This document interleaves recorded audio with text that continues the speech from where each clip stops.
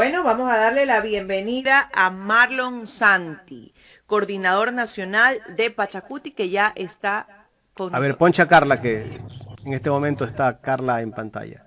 Ahora sí vamos a saludar con nuestro segundo invitado, don Marlon Santi. Él es coordinador nacional de Pachacutic. No sé si don Marlon se puede estacionar un ratito, porque si no la señal tal vez se nos va a volver inestable. ¿Me escucha, Marlon? Buenos días. Buen día, sí te escucho. Vamos a tener una señal Buenos días. inestable. Sí, por favor, le va a pedir que aunque sea unos minutos se nos estacione para que la señal no se nos vaya a caer. Ahora sí, don Marlon. ¿Cómo le va, Marlon? Gracias por atender esta llamada por la vía telemática. A usted de una, vamos directo a la primera pregunta, Marlon. ¿Cuál es la postura de Pachacuti frente a una posible muerte cruzada, de acuerdo a lo que estamos viendo en la Asamblea por parte del bloque del Ejecutivo y los bloques que de alguna manera están viendo y analizando la situación o el comportamiento que viene desde el presidente de la República hacia la Asamblea? A ver, primero le da la facultad la Constitución de la República al presidente a hacer la muerte cruzada siempre y cuando haya una emergencia en la Asamblea. Pero la Asamblea lo que hasta ahora ha estado haciendo es dando recomendaciones de sus proyectos de ley que no tienen consistencia con la Constitución ni tampoco con las reglas internas del CAL. En ese sentido, una muerte cruzada para el presidente y para el país será muy nefasto, porque después de la muerte cruzada en 3 meses tendríamos elecciones presidenciales. El que pierde aquí es Guillermo Lasso como presidente, porque no ha podido llevar adelante su agenda política en el bien común de los ecuatorianos. No pensamos desde la Asamblea y desde el bloque Pachacuti que esto exista. Vamos a hablar en la democracia para ver si el país se estabiliza y que no hay amenazas. Yo he estado escuchando por parte del presidente de la República amenazas. Creo que aquí hay que trabajar en conjunto para sacar adelante el país. El punto de quiebre, como se diría, ha sido la ley creando oportunidades, que fue devuelto y que el presidente ha dado críticas frente a este tema. La ley creando oportunidades con la regla del CAL, tampoco con la Constitución. Son 32 cuerpos legales por el cual se devolvió para que enmienden. Después de enmendar pasará, hoy se revisará. Me parece que hoy en uno de esos días llega nuevamente a la Asamblea y se tratará por bloques de ley, por temas de ley. Eso es lo que la Asamblea está haciendo y no hay que pensar en la muerte cruzada, porque será una desestabilización democrática. Luego el presidente actuará por decretos y allí el Ecuador no está esperando para tener dictadores ni tampoco un gobierno que unilateralmente gobierne solo. Marlon, ¿qué acercamientos ha tenido el gobierno con los jefes de bancada? ¿Hay algún negociador por parte del gobierno? Antes lo hacía César Monge, pero no tenemos todavía el nombre de alguien que esté negociando o buscando acercamientos con los jefes de bancada. No hay una avanzada que implique una relación dinámica entre Asamblea y el presidente de la República. Ahí está la ministra, que solo está dando sus decisiones desde el despacho.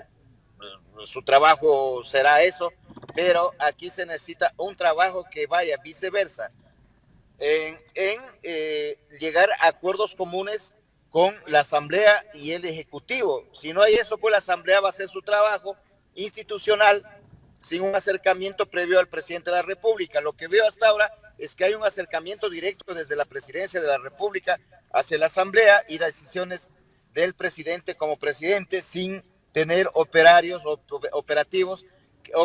en la Asamblea Nacional que dinamicen el diálogo con todas las bancadas.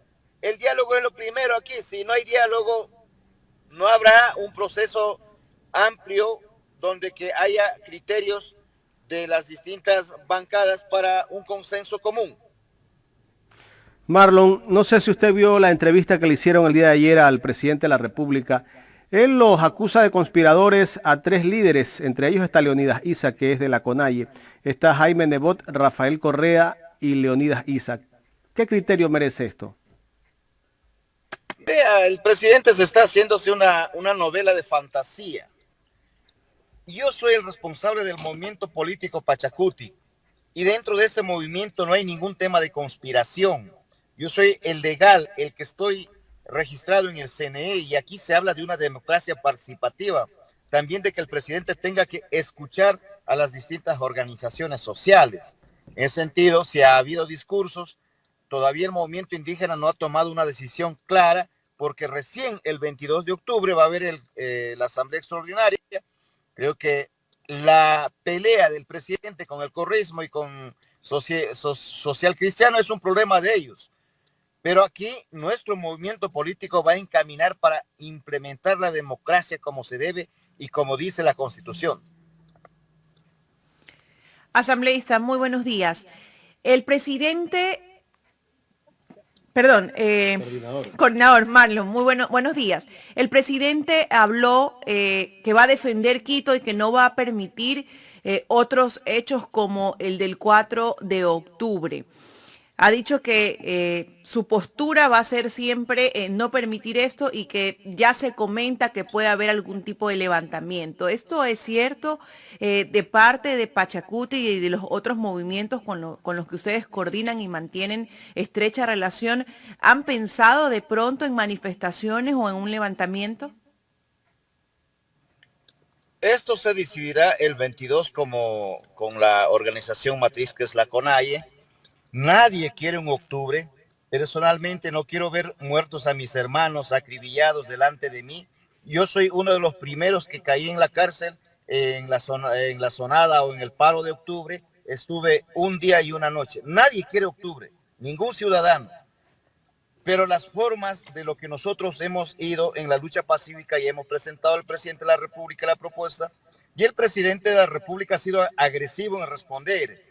Aquí hay que denotar una cosa real. El presidente está,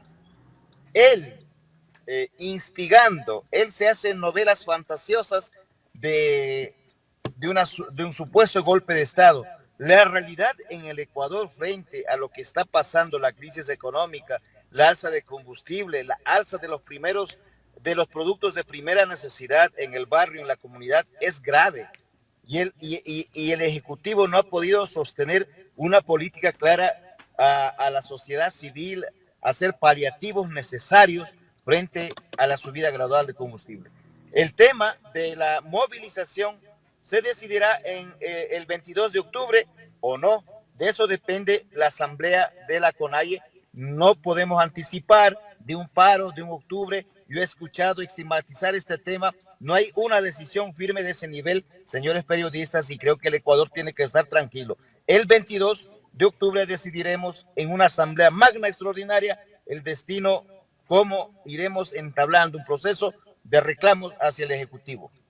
Bueno, muy importante tener esta información para de pronto que la gente no se sienta perjudicada o no sienta que atemorizada, por así decirlo, porque muchas veces se trata de atemorizar. Pero otra de las aristas que se ha planteado por parte del gobierno, don Marlon, es una consulta popular para tratar pues todos estos temas que de pronto desde el punto de vista del gobierno no los aprueba la Asamblea. ¿Ustedes sí consideran que esta puede ser una salida? Por supuesto, estamos listos para una consulta popular. Nosotros seremos colegisladores en las preguntas y tenemos listas las preguntas que pueden ingresar bajo la consulta de la Corte Constitucional en las consultas. No hay que tener miedo a la consulta. El Ecuador tiene que responder garantizando la Constitución la pregunta que haga el presidente. Si son preguntas que van en detrimento de derechos civiles, derechos humanos, pues el Ecuador responderá. Por lo tanto, el presidente debe estar tranquilo de hacer una consulta, cualquier consulta que él quiera hacer.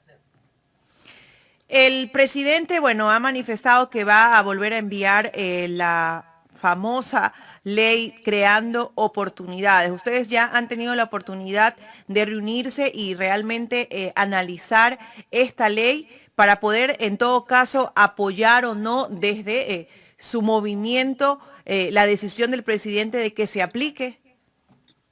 Sí, lo que se pidió al presidente es que, como eran 32 cuerpos legales que mande por partes, y hoy creo que el presidente está mandando por bloques, la cual pasará a la comisión para discutir, donde que haya vacío legal, vacío constitucional, los bloques, los asambleístas darán recomendaciones, porque luego de, pues, si se aprueba cada bloque o si se aprueba la ley, tiene que volver al presidente mismo para que él vete parcial o vete totalmente.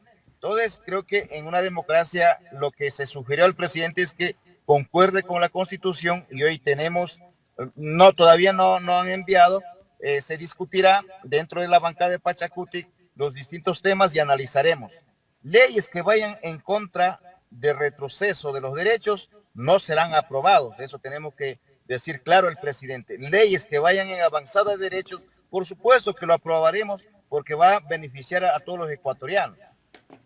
Marlon, me gustaría conocer su criterio sobre el manejo que está teniendo el gobierno en la parte comunicacional, porque hemos visto que el gobierno le está haciendo más caso a los ruidosos, a un grupo de periodistas, y que tal vez ellos son los que lo rodean y que tal vez no lo dejan hacer las cosas como tal vez las tiene pensadas, pero tal vez puede ser que por ese lado viene el tema de que no hay un diálogo tan profundo con las bancadas de los otros movimientos. Mire, hemos dado seguimiento a toda la prensa, las prensas grandes y las prensas que inducen a una mala información. Creo que el gobierno está en su derecho primero de escuchar si la prensa permite analizar algunos temas, pero creo que el deber de la prensa es informar lo real, lo verdadero.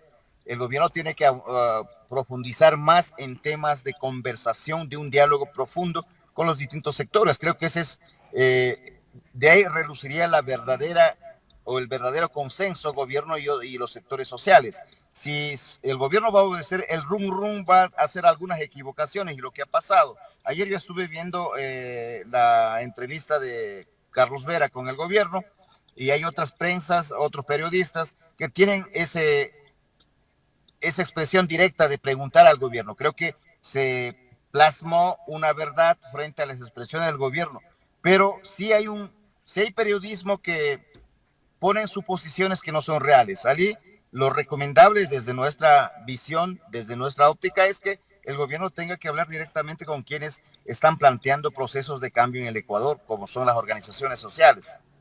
Ustedes también han sido víctimas de esa estigmatización por parte de cierto sector de la prensa, no es todo, pero cierto sector de la prensa pues trata de deslegitimar al movimiento indígena incluso. Al movimiento indígena, al movimiento Pachacutic, nos han dicho que somos extremistas, hasta terroristas, pero son apreciaciones que no tienen afirmaciones contundentes, porque aquí en el país somos organizaciones y un movimiento político, representamos a una sociedad vasta que no tiene voz, y eso es lo que hacemos. Si le caemos mal a otros periodistas que son de la élite y que representan al poder económico del país, pues allá ellos con la mala campaña que nos harán, pero nosotros vamos a ir encaminando en una actitud democrática de presentar propuestas y cambios en el país. Marlon, ¿qué criterio tiene usted con el caso de los Pandora Papers? Uy, es un tema internacional grave. Nos pone al Ecuador, un país bajo una representación antiética y contra la moral. Creo que tenemos un representante que si fuera a otros países estuviera en procesos muy graves de incumplimiento de la Constitución y de las leyes internas.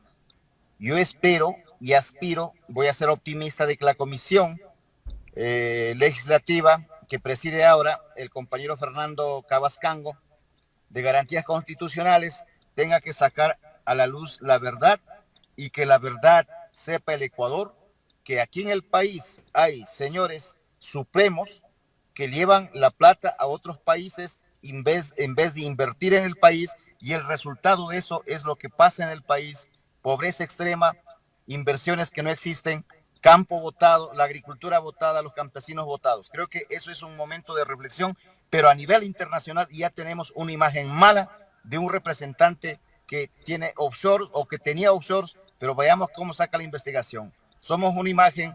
El Ecuador es campeón en offshore, en corrupción, dentro de la óptica internacional. En Chile, el presidente Sebastián Piñera ya está siendo investigado por la Fiscalía, ya ha sido llamado por Fiscalía, pero acá todavía no se pronuncia Fiscalía. No se pronuncia y esa es la preocupación. ¿Por qué no se pronuncia? Ayer hemos mandado cartas para que las instituciones de justicia tengan que investigar también y tengan que hacer un llamado al presidente de la República para aclarar este tema. Otra pregunta sobre el mismo tema, Marlon.